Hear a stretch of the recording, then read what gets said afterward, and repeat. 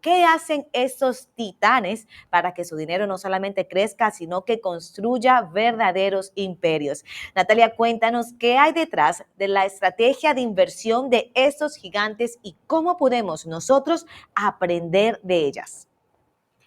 Bueno, Vanessa, ¿por qué no empezamos hablando de las diferencias en las estrategias de los grandes inversores como Warren Buffett de un inversionista promedio? Warren Buffett, por ejemplo, sigue una filosofía de invertir en valor. Él no necesariamente está buscando la acción de moda, la acción del momento, él va mirando más el valor y valorización a largo plazo. Él compra acciones de empresas que están subvaloradas con sólidos fundamentos, y ahí es donde está la clave. ¿Uno cómo sabe que una empresa tiene sólidos fundamentos? Analizándola, estudiando, dateándose, llegando a revisar sus estados financieros, sus proyecciones, quiénes son sus dirigentes. Yo por eso amo invertir en empresas, en acciones, más que, por ejemplo, en las criptomonedas, porque aquí hay mucho que investigar y determinar si realmente es una empresa o una acción subvalorada. Un ejemplo de ello es una empresa como Coca-Cola o incluso como Apple, porque a pesar de que nosotros vemos un Coca-Cola que no, por lo general no lo mencionamos aquí en las compañías calientes,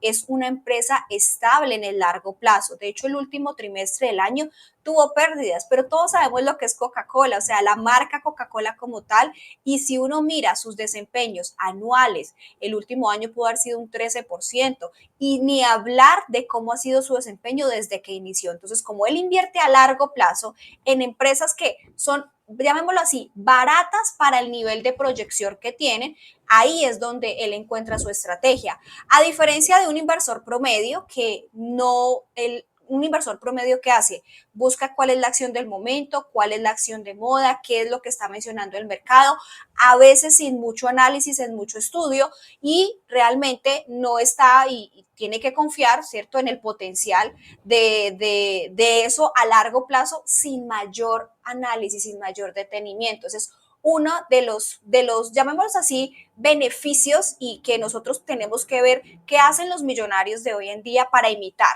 Si yo voy a invertir, ¿qué está haciendo Warren Buffett? Y por eso cada vez que Warren Buffett vende acciones de una de sus empresas, compra acciones de un sector, eso empieza a mover como las antenas de los inversionistas porque dicen, wow, este señor si va a empezar a hacer esa jugada es porque sabe lo que está haciendo, entonces sigámoslo.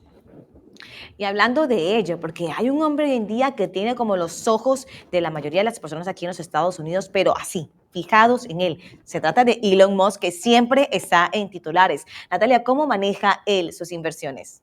Bueno, el caso de Elon Musk es interesante porque además de ser un empresario, él sí es un inversionista agresivo. A Musk le encanta reinvertir sus ganancias en proyectos que son disruptivos, como ya sabemos, los mismos que él ha creado. Tesla, SpaceX y ahora Neuralink. O sea, él es disruptivo, pero mira que él es el mismo que lo hace. O sea, él confía en lo que él está viendo en el mercado y lo que él está realizando. Todos estos sectores, como lo son la movilidad eléctrica, la exploración espacial, la automatización, la robotización, son de alto riesgo, pero también están ofreciendo recompensas increíbles cuando tienen éxito. Entonces estamos viendo como dos tipos de inversores muy exitosos y cuál es como su forma de invertir. No estoy diciendo con esto que uno o el otro sea malo. Lo que quiero decir también es que son tendencias y estilos de inversión. Algo que siempre es importante tener en cuenta y lo vamos a ver más adelante es que todos diversifican, no se quedan en la misma inversión o en un solo tipo de inversión. Natalia, ahora hablemos de Jeff Bezos, el que sabemos, este hombre que construyó Amazon.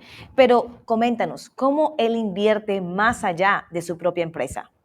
Yo admiro a Jeff Bezos, hace poco leía algo de él, te comparto, Vanessa, antes de responder tu pregunta, de que él ha sido disruptivo en saber a quién escucha, porque mira que hace muchos años atrás, cuando él todavía no había fundado Amazon, él hablaba, cuentan que él salió a dar una vuelta con uno de sus jefes, cuando él trabajaba, era empleado en una empresa, y le comentó, oye, mi sueño es empezar a que las personas puedan tener mayor acceso, más fácil acceso a sus libros.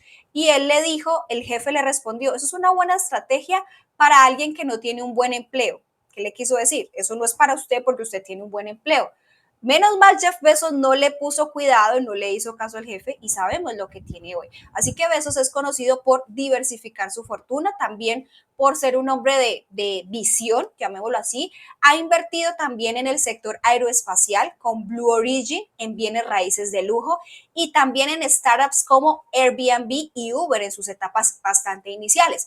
Esto muestra que él está atento a las tendencias emergentes, a los negocios de alto potencial de escalabilidad y, como dije anteriormente, a diversificar, porque ninguno de estos inversores se conocen por tener todos los huevos en la misma canasta. Natalia, ¿hay algún tipo de industrias que están como atrayendo más a los millonarios el día de hoy?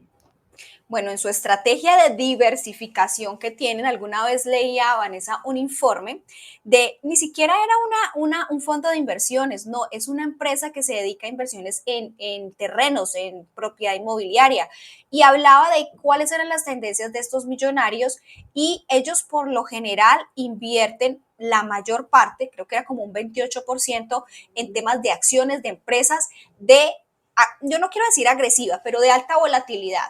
Ahí cabe la inteligencia artificial, que es uno de los ítems que está mandando la parada y que son de sus favoritas. A ver, empresas como Nvidia, que sabemos que es el líder en chips de inteligencia artificial, ha sido apuesta segura para inversores como Katie Hood, que también lidera. Cada vez que sale a hablar de una estrategia de inversión, la gente la sigue. Quien maneja ARK Invest, para quienes no la conocen, y además sectores como energías renovables y biotecnológicas también es algo que está dentro de esos portafolios donde Bill Gates es uno de los que invierte activamente, también están en auge, pero no solamente invierten en este tipo de industrias, ellos sí se diversifican. Algunos invierten también una proporción segundo en temas de propiedad inmobiliaria, ¿sí? Hacen inversiones en bienes raíces. Otros tienen también yo recuerdo que en ese informe hablaba de que en sus fortunas un 5% lo hacían en bienes de lujo, llámese un cuadro, llámese una obra de arte de gran valor, más o menos un 5% de esa cartera, y un 2% curiosamente, vamos a ver cómo cambia eso con la llegada de Donald Trump, en criptos. O sea, ellos sí invierten en criptos, pero no lo hacían a gran escala. Lo que más reconocían es que era llamémoslo así, una estrategia bien conservadora allí. Natalia, ¿cómo manejan los riesgos inversores como Ray Dalio? Porque tú nos hablas importancia de diversificar. Es más, los inversionistas que nos has hablado, esos millonarios, lo hacen. ¿Cómo manejan los riesgos? Bueno, Ray Dalio, para quienes no saben, es fundador de Bridgewater Associates. Él tiene unas teorías muy interesantes sobre en qué momento los mercados van a empezar a cambiar de dinámica y me encanta porque él habla de ciclos económicos y él es famoso por su enfoque en la diversificación global. Nuevamente la palabra diversificación. Te voy a poner un ejemplo. Durante crisis económicas ha invertido en oro. Entonces él dice, me voy a anticipar a lo que viene porque el mercado es cíclico. Entonces, si hay una crisis, invertimos en oro y en mercados emergentes para empezar a equilibrar los riesgos de las cadenas en mercados más desarrollados. Entonces, de su postura, me gusta muchísimo, Vanessa, el analizar los ciclos de la economía porque la economía no siempre se comporta igual. Para todo esto, ¿qué tan importante es la paciencia en las inversiones de largo plazo? Porque pienso en alguien como Warren Buffett nuevamente, ¿no? O sea, él como se empezó a invertir en compañías que estaban pues todavía como en bebés, startups, por decirlo así. Sí, además que Warren Buffett compró su primera acción cuando tenía 11 años. De hecho, él vendía periódicos, compró acción de Coca-Cola sin imaginar que después sería el mayor accionista de Coca-Cola. Y es que para mí es el mejor ejemplo que has puesto, Warren Buffett. Compró acciones también de American Express en los años 60 y todavía las tiene. O sea que su filosofía es clara. El mercado es un dispositivo para transferir, así dice, dinero del impaciente al paciente.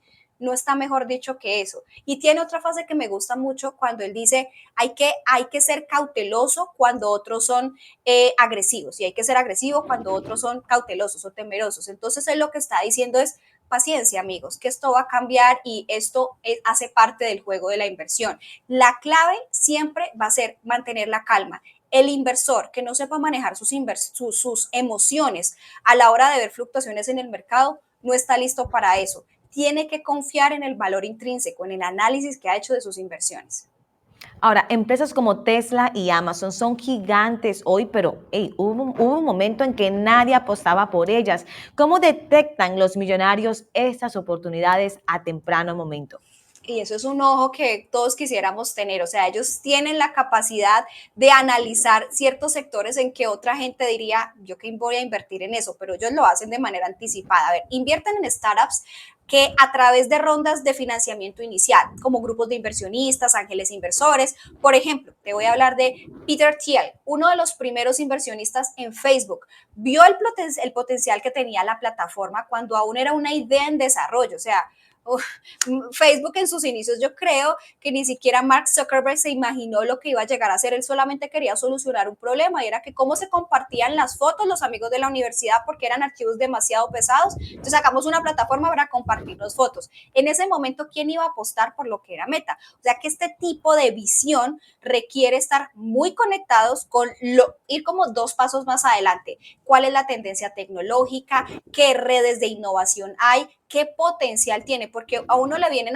un joven universitario, viene y te pinta un negocio de que voy a montar una plataforma para que todos compartamos las fotos, nadie creería lo que fuera Meta años después. Natalia, algo que también he leído es que muchos millonarios también invierten en bienes raíces. ¿Qué tipo de propiedades buscan estos millonarios? Sí, de hecho te comentaba que era como el segundo tipo de inversión en su cartera, los bienes raíces. Pues mira, ellos buscan, ojo, y no estoy hablando con la casa, porque es que aquí hay un tema y es que pensamos que la mejor inversión, se nos dice muchas veces a los hispanos, es que hay que tener casa propia. Eso es un activo no productivo. Yo hablo de inversiones que les generen dinero, que realmente sea para recibir capital. O sea, que ellos buscan activos premium, activos estratégicos. Por ejemplo, te digo de Jeff Bezos, ha adquirido mansiones en ubicaciones claves como lo son Beverly Hills y Washington, D.C. y además grandes inversionistas apuestan por propiedades que son comerciales, ahí es donde ellos ven mucho potencial, como lo son oficinas, centros de datos, eso que genere flujo constante de ingresos. Entonces, hacen una mezcla entre activos financieros y activos tangibles, como lo pueden ser los bienes raíces. Ahora, vamos a hablar de el tema que, de hecho, también lo nombramos aquí, las criptomonedas como el Bitcoin, que también son populares. Ahora, ¿qué opinan los grandes inversores acerca de eso? Sabemos que algunos están pro lo que es cripto, pero ¿qué opinan los demás grandes inversores?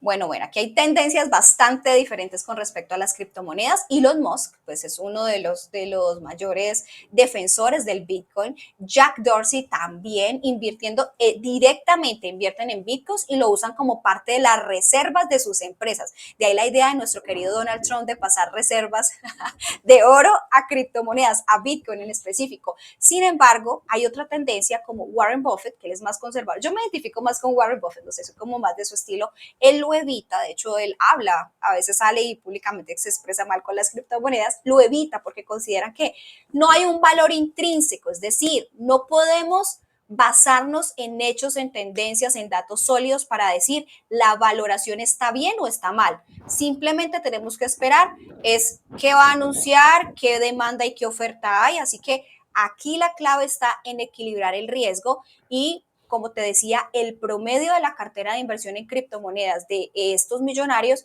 es del 2% hasta que se hizo el estudio. El estudio fue hecho a mediados del año 2023, o sea que ya debió haber actualizado bastante porque creo que esa cartera en criptomonedas ha crecido últimamente. ¿Por qué? Porque entre más reguladas estén, más aceptadas sean, hayan presidentes fuertes como Donald Trump que hablen abiertamente y quieran tener criptomonedas en sus reservas, pues pienso que le está dando más auge también. Natalia, ahora vamos a hablar para quienes quieren comenzar, aquellos que en este momento se sienten como inspirados, ¿no? Pero también están buscando estrategias porque en este momento no tienen ese millón en el bolsillo, pero quieren llegar a ello. ¿Qué consejo le pudieras dar en este momento?